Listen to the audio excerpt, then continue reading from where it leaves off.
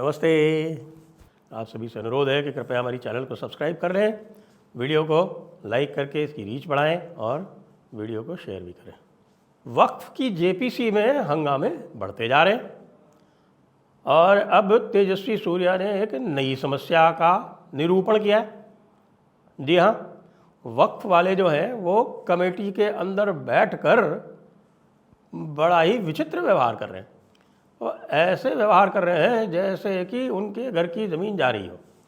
साथ में अभी अभी पता चला है कि केरला में वक्फ ने कोई 30,000 एकड़ ज़मीन पर अपना दावा ठोक दिया है।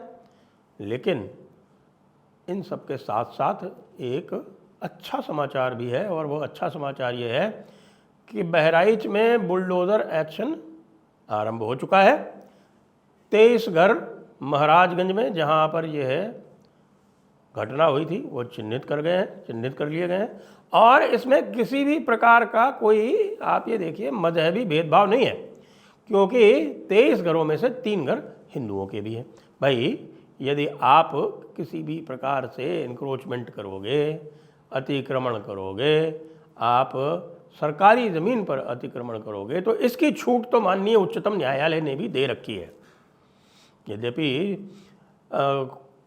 हो सकता है कि उनको बुलडोज़र के नाम से एलर्जी हो या जो भी हो, लेकिन भाई बुलडोज़र एक्शन की सरकारी ज़मीन पे कब्ज़े की तो पूरी प्रक्रिया निभाते हुए तो छूट उच्चतम न्यायालय ने भी दे रखी है और उच्चतम न्यायालय ने उत्तर प्रदेश सरकार की प्रशंसा भी की है कि वो जो भी काम करते हैं वो बिल्कुल नियमानुकूल और कानून के मुताबिक करते हैं। तो इसलिए बहराइच में अभी आपको और भी रोना धोना मिला सुनाई पड़ेगा, क्योंकि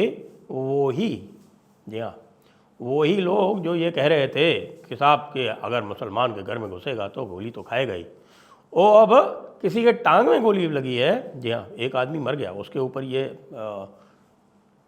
आपको प्रतिक्रिया सुनने को मिली थी कि अगर घर में घुसेगा तो गोली खाएगा ही खाएगा।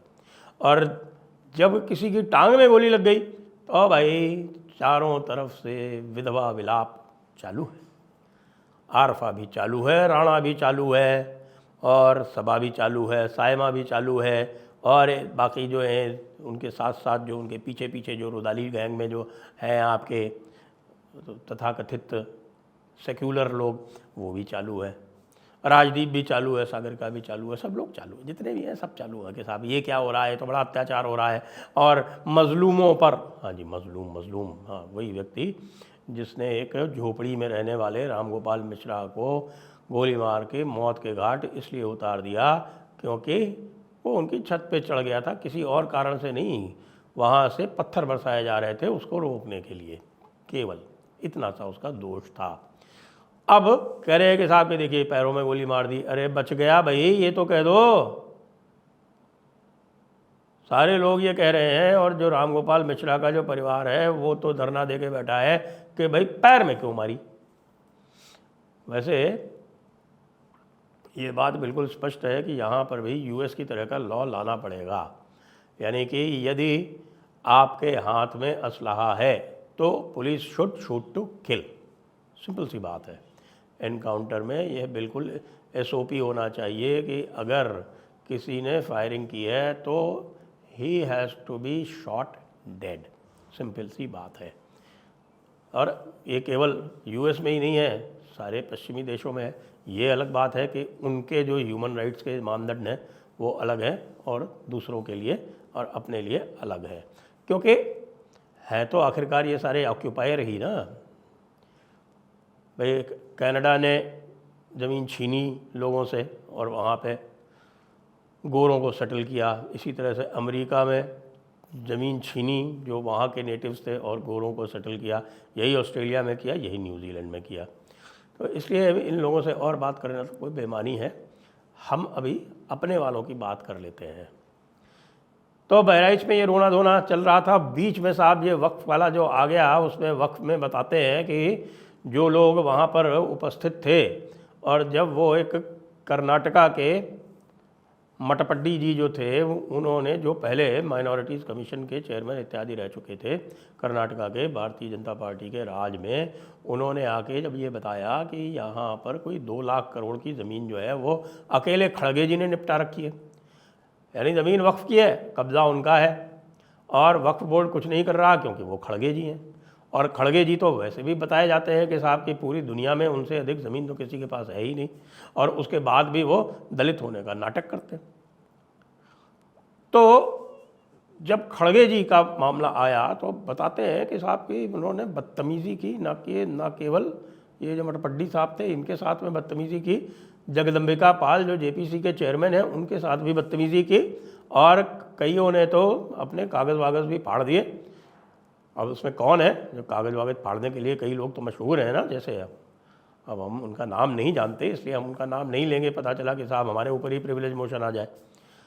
लेकिन तेजस्वी सूर्या जो उसमें उपस्थित थे, तेजस्वी सूर्या ने इसकी बाकायदा कंप्लेंट कर दी है स्पीकर महोदय को कि इन व्यक्तियों के विरुद्ध डिसिप्लिनरी एक्शन लिया जाए। अच्छा, ये इतना क्यों उत्तेजित हो रहे हैं? उत्तेजित इसलिए हो रहे हैं कि इनको स्पष्ट पता चल गया है कि भाई इस सरकार की मंशा बिल्कुल स्पष्ट है। जिस तरह के लोगों को बुलाया जा रहा है और उनसे टेस्टिमनी ली जा रही है, जिस तरह के लोगों को प्रेजेंटेशन देने के लिए कहा जा रहा है, उनकी बातों का कोई भी उत्तर इन लोगों के पास नहीं है। अब उसमें धमाल करने के लिए आप देखिए कि किस तरह के बयान आ रहे हैं। यानी एक साहब ने तो, यानी आपके बदरुद्दीन अजमल ने तो ये कह दिया कि ये सारी ज़मीन पार्लियामेंट की, एयरपोर्ट की, वसंत विहार की, कुतुब मीनार की, ताजमहल की, ये सब वक्फ़ है। क्यों वक्फ़ है? कि नहीं साहब, ये जब अंग्रेज़ों ने जब नई दिल्ली बसाई थी तो उन्होंने ये सारी ज़मीन जो थी वो अक्वायर की थी, वो इस्लामियों से अक्वायर की थी। अच्छा, अक्वायर तो कर ली थी ना, एक्विजिशन लॉ तो था ना तब। उस समय पे एक्विजिशन लॉ में वक्फ़ की ज़मीन अक्वायर करने पर कोई पाबंदी तब भी नहीं थी और आज भी नहीं है। आज भी वक्फ़ की ज़मीन अक्वायर करने पर कोई पाबंदी नहीं है। और ये जो सिद्धांत चलाते हैं ना आप लोग, वंस अ वक्फ़ ऑलवेज़ अ वक्फ़, भैया ये जो है, ये जब इस्लामिक लॉ लागू होता है ना तब चलता है। जहाँ पर संविधान लागू होता है वहाँ पर इस तरह के धंधे नहीं चल सकते, क्योंकि संविधान में जो आपको सुविधा मिली हुई है अनुच्छेद 25 के अंदर, आर्टिकल 25 के अंदर, वो सारी की सारी फंडामेंटल राइट्स के जो दूसरे प्रावधान हैं उनसे कमतर है, उनसे नीचे है। उसमें साफ साफ लिखा हुआ है subject to other provisions of this part, और बाकी और भी चीज़ें लिखी हुई हैं, subject to unity and integrity, public order इत्यादि इत्यादि। तो भैया अब आप क्या करना चाहते हो कि अब दिल्ली एयरपोर्ट वालों से कहोगे कि भाई रेंट दिया जाए वक्फ बोर्ड को, और वही वाली बात जो मैं बार बार कहता हूँ ना कि हमास की तरह आप भी डिक्लेयर कर दो कि हाँ, from the Himalaya to the sea, from the Himalaya to the sea this is land of Islam. इतना ही कहना बाकी है, बाकी तो सब आपने वक्फ बोर्ड के लिहाज से कह दिया। 30,000 एकड़ ज़मीन जो है वो केरला वक्फ बोर्ड ने नोटिफाई कर दी है कि साहब ये हमारी। और जैसा आप जानते हैं सेक्शन 40 है वक्फ एक्ट का, वो ये कहता है कि भाई हम अपने रजिस्टर में जिसको भी लिख लेंगे वो फाइनल है, किसी को नोटिस देने की ज़रूरत नहीं, किसी से पूछने की ज़रूरत नहीं, किसी के कागज़ देखने की ज़रूरत नहीं। जो भी हमने सर्वे किया और जिस किसी भी लैंड को अपना बोल दिया वो हमारी है। और फिर उसके बाद सेक्शन 28 में जो डीएम है और जो और सरकारी अमला है वो बाध्य है इसके लिए कि ज़मीन उनको दे दी जाए। अब ये कब तक चलेगा, कैसे चलेगा? फ्रस्ट्रेशन तो अब बिल्कुल स्पष्ट है, समय बिल्कुल निकट आया हुआ है। धारा 108 धारा 108 वक्फ एक्ट जिसके तहत वक्फ लॉ जो था, वक्फ का कानून जो था, भारत के सारे कानूनों के ऊपर था। यानी आपको जजिया देना लाजिम किया गया था, किसमें? एक तथाकथित पंथ निरपेक्ष संविधान के अंतर्गत बाकी सारे गैर मुसलमानों को इनको जजिया देना था। अब उसको हटाया जा रहा है तो दर्द हो रहा है कि नहीं साहब, ये तो ज़मीन हमारी है, ये दारुल खिलाफा है, यहाँ पर इस्लामियों का राज रह चुका है, जहाँ भी इस्लामियों का राज रहा है वो हमेशा के लिए उन्हीं की है। Once an Islamic land always an Islamic land. ये once a waqf always a waqf का एक्सटेंशन जो है वो यही है, once an Islamic land always a Islamic land. और ये लगातार प्रयास चल रहा है, लेकिन उस लगातार प्रयास के बीच में ये बहुत बड़ा एक स्पीड ब्रेकर आ गया है और ये तो अब होके रहने वाला है, चाहे महाराष्ट्र का और झारखंड के चुनाव का कोई भी परिणाम निकले।